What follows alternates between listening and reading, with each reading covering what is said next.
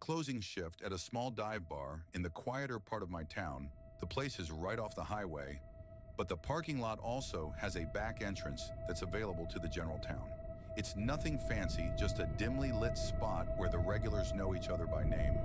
And the jukebox has been playing the same rotation of classic rock for years.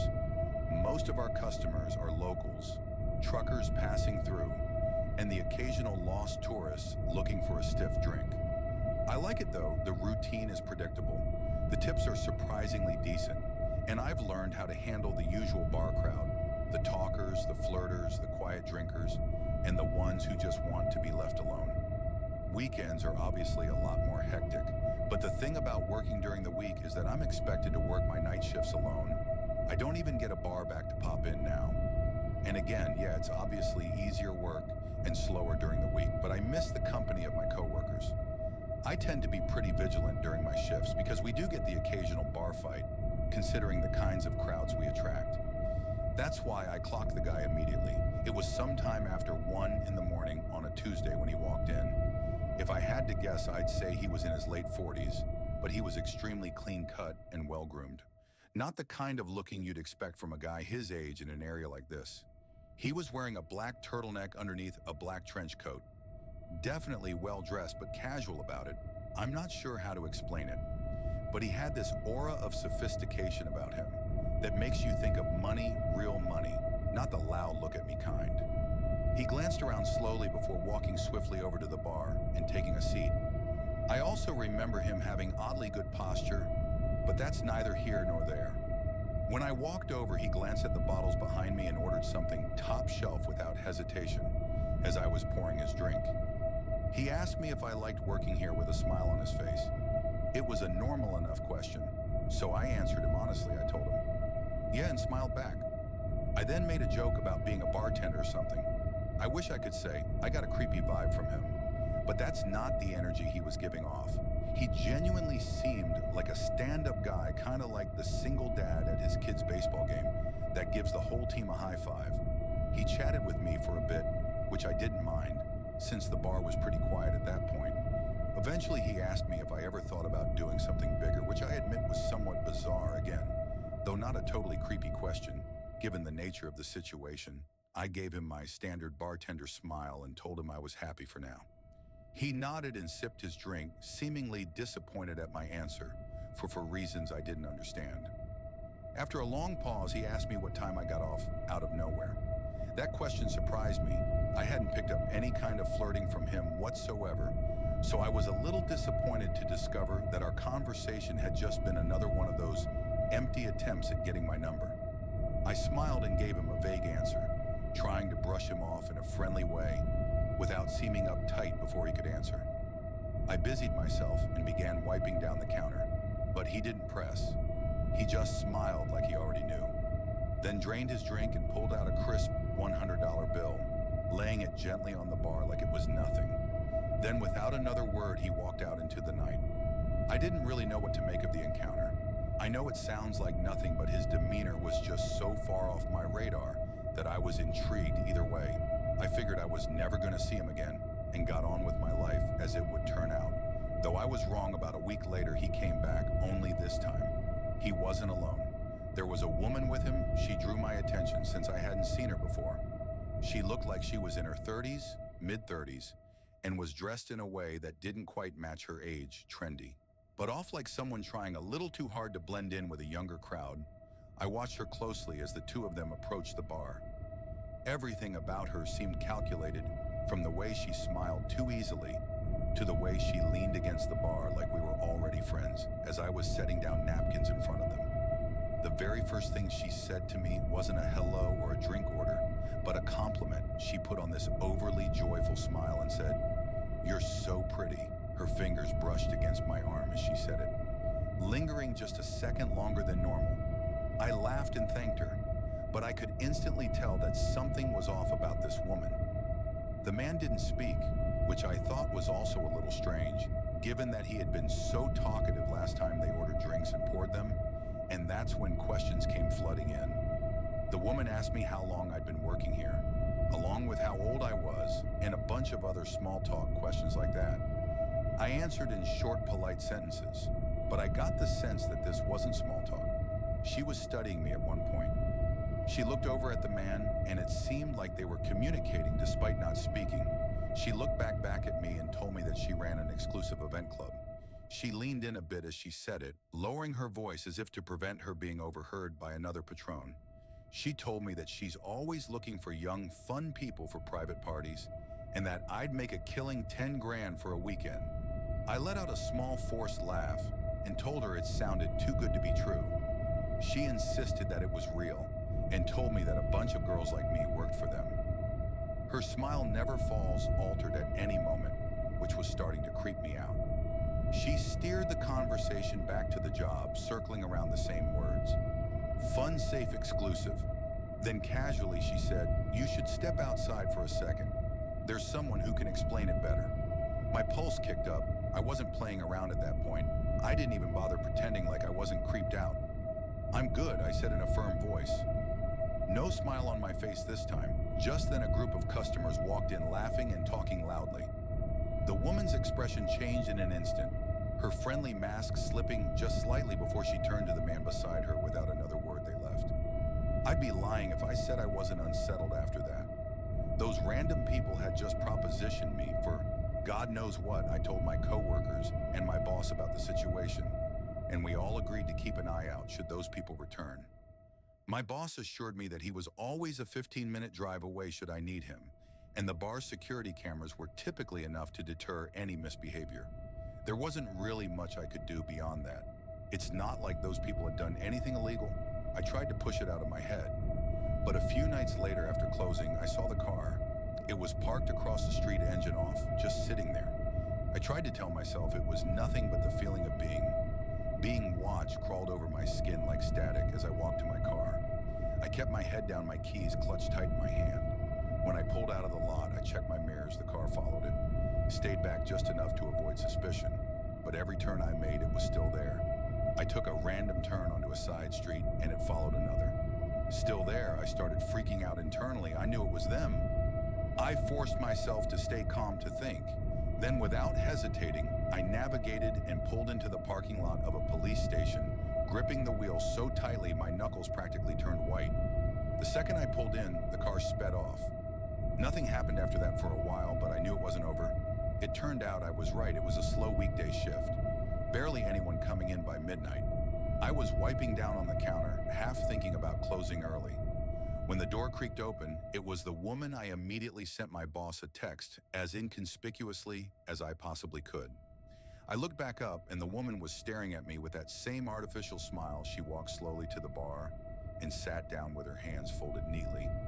I was debating just telling her to leave when she said, "Thought I'd come check on you." My stomach started twisting, but I did my best to hide it.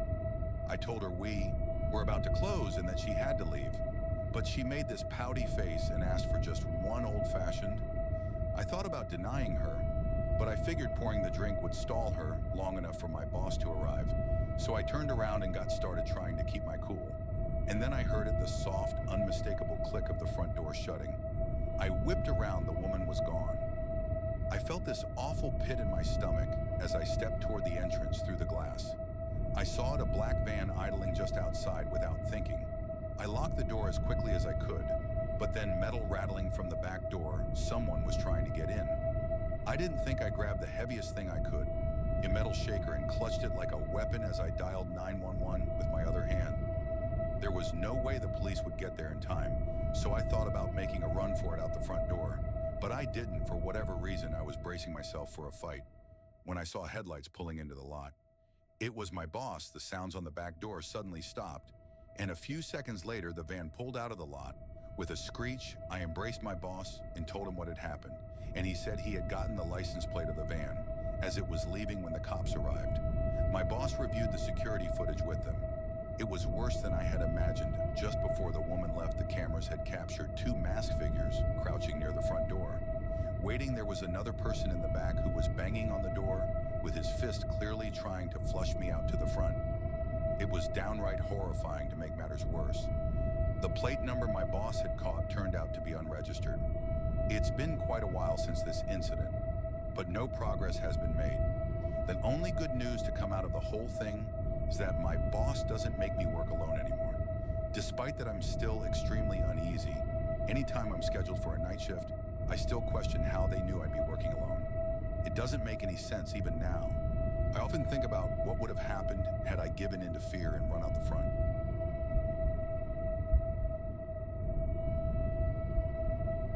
I used to work the night shift at a gas station SLC convenience store. Off of quiet stretch of highway I say used to, because after what happened to me a few months ago, I won't work a night shift again. It's a small station, the kind that barely gets any business once it gets late. Most of my shift was spent restocking shelves, wiping down counters, and occasionally ringing up a trucker or traveler passing through. I remember the whole thing vividly. It was just past 2:30 in the morning. By then, even the truckers had mostly dried up, and I was left with basically nothing to do. I scrolled mindlessly on my phone trying to kill some time. At one point, I stepped outside for some air, rubbing my hands together against the cold. I exhaled a few times, watching my breath disappear in the cold. The parking lot was empty, just the pumps. The road and the dark stretch of trees beyond the neon sign flickered faintly, and I remember it being hazy out, like you could literally see the moisture in the air. Even with the highway not too far off, it was pretty silent out there. Right as I was about to walk back towards the store, I noticed something move out of the corner of my eye. I whipped my head around and realized there was a person standing behind one of the pumps. How had I not noticed him earlier? He was wearing a dark red hoodie with a hood up, and he had both hands shoved in his pockets. There wasn't a car in sight, so he obviously wasn't fueling up. The only thing was he didn't seem to be heading towards the store either. He was just standing there, half turned toward the store like he was watching me. At first I figured maybe he was waiting for someone, but something about the way he moved rubbed me the wrong way. He was kind of shuffling about in this circular pattern. I entered the store but made sure to keep an eye on him through the glass. I kept track of him while pretending not to, hoping someone would drive up and pick him up or something. But after a few minutes, he started walking toward the door. Slow at first, then suddenly pushing inside like he made up his mind.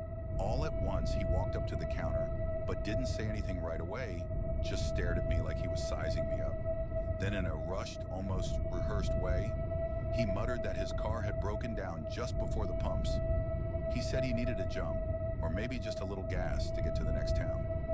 I was literally shocked he wasn't even trying to make his story believable. Like I couldn't believe actually expected me to buy his BS story. I offered to call a tow truck instead. No, he said too quick, shaking his head. He just needed a flashlight. Maybe some help checking under the hood. Something was definitely off. That much was true. The way he spoke, the way he watched my reaction, it felt like a test, to be fair. Though people walking into gas stations at that hour are usually a little strange, and I started wondering whether he actually needed help and was just an odd person, or on something. I asked him where his car was parked, and he told me it was just beyond the highway entrance. I was obviously skeptical, but then he pointed at the monitor behind me. I turned to look at the screen, and to my surprise, there actually was a car parked out there. I thought to myself, oh crap, maybe this guy really does need help. And that's when it hit me. I had literally just been outside, and I would have remembered a car parked out there. I glanced back at the monitor and saw the slightest movement near the car's back bumper. Someone was crouching just out of view. A cold wave of dread hit me.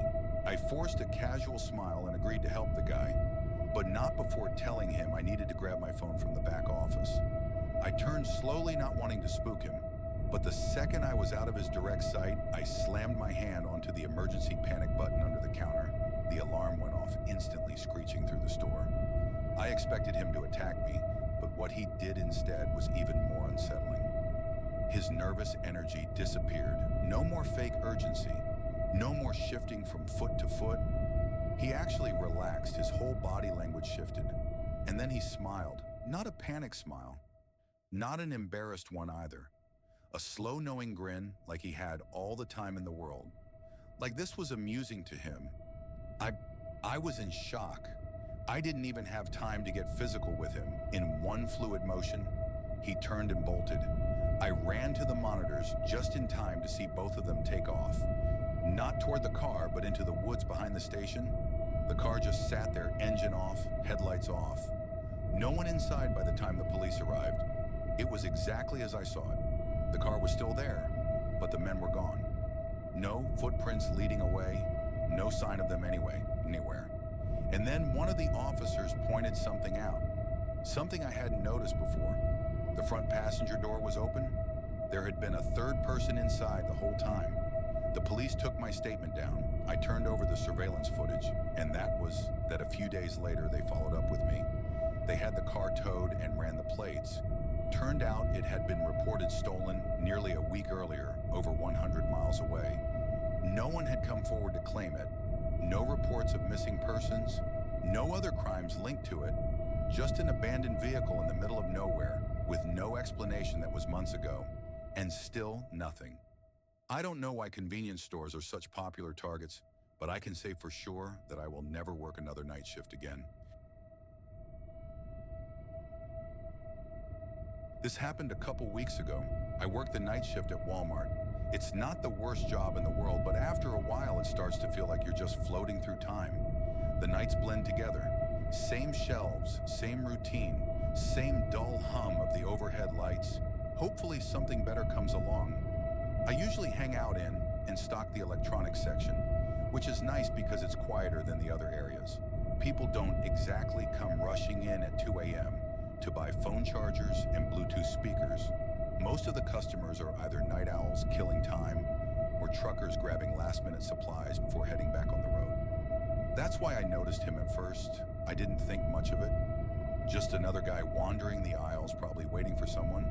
But after a few minutes, I realized he wasn't shopping. He wasn't even pretending to. He just kept appearing every time I glanced up. He was lingering nearby, hovering in the next over, or standing a little too still by the clearance section. He wasn't looking at anything. He was just standing there watching me. I told myself I was overthinking it. The store is big, and maybe he was just taking his time. But the way he moved, always just close enough for me to notice, never actually picking anything up. It set something deep in my gut on edge. I was waiting for him to just get on with it and ask for my number, but he never approached me. It was like he wanted me to see him, which didn't make any sense to me. I went to radio someone about it, but realized that the batteries in my radio must have been dead because it wasn't working. Eventually, I started debating whether I should go find a manager. When I felt a hand wrap around my arm, I nearly jumped out of my skin. But before I could react, a woman's voice rang out loud, friendly, overly familiar. She exclaims, "There you are," before going on a little spiel about how she had been looking all over for me. I turned completely thrown off and saw a woman I had never seen before in my life. She was smiling, her grip firm on my arm, like we were old friends reuniting before I could say anything. She leaned in and whispered, her tone dropping to something low and urgent. "That guy's been recording you, follow me." My stomach dropped. I turned my head slightly, just enough to glance back. The man was still there, only now he wasn't even pretending to browse. He was staring right at me. A cold wave of fear crept over me. I let her pull me. I didn't even question it. The way she grabbed my arm, the way she spoke so loud and casually, like we were two old friends reuniting, I clung to it. I was beyond grateful that someone had realized what was going on and put herself in an uncomfortable position just to help me. She kept up the act as we walked, rambling about something. Maybe a trip she had taken, maybe an inside joke we supposedly shared. I barely processed the words. My thoughts were stuck on him. Had he really been recording me? That was creepy as hell. I wanted to know if he was still following us, but I couldn't muster the courage to turn around. Just yet the woman steered me through the aisles, moving fast. I barely noticed where we were going. Only that we were going, that the distance between me and that man was growing in all honesty. I was kind of expecting her to quit the pretending to know me at some point, but she kept it up at one point. It was getting a little uncomfortable. So I glanced behind me, and to my relief, that man was no longer following. The woman kept pulling me forward, though I told her that we were good now, and that we should probably go find my manager. But she just squeezed my arm tighter, telling me that he was lurking somewhere. I thought to myself, So what? What's he going to do in a store full of employees? I was obviously worried at first because no one was around. But now that I wasn't alone, I started realizing that there wasn't much of a point at being scared anymore. I told her this, but she continued moving. I told her I was serious and planted my feet, twisting my arm slightly to loosen her grip. "You can let go now," I said, but she didn't. She smiled at me, but something in it was off. "Come on, just a little further," she said, basically tugging me. At that point, I glanced around. The store was basically dead. We had moved past the registers, past the self-checkout, past the aisles that saw the most foot traffic. The warehouse section loomed ahead, dimly lit and nearly empty. Beyond that was the side exit, the one without cameras, the one employees used for loading shipments. That's when it dawned on me she was leading me straight to the exit. I didn't think. I screamed for help as I yanked my arm free of her grasp with all my might. She lost her grip just enough for me to pull free. I didn't waste another second. I turned and ran toward the front of the store. As I fled, she yelled out something behind me. She yelled for me to come back, followed by my name, which I hadn't given her. I kept running until I saw one of my coworkers who was running toward me, most likely reacting to my screaming. I told them to call security, which he promptly did. That woman was long gone, though. By the time I told my story to the security guards, that woman and that man were nowhere in sight. They reviewed the security footage, and just as I suspected, the woman and man walked into the store together. She had been with him the entire time. The man's face was clear as day in one of the frames, but hers was always turned away. I had a feeling she was the mastermind behind the whole thing. So I was infuriated that the cameras hadn't picked her face up. Every second of it had been planned. The police got involved, and the whole thing went down as a failed abduction attempt. I'm still waiting for a resolution about it. That man should definitely be easy to track down, given his face was caught on camera.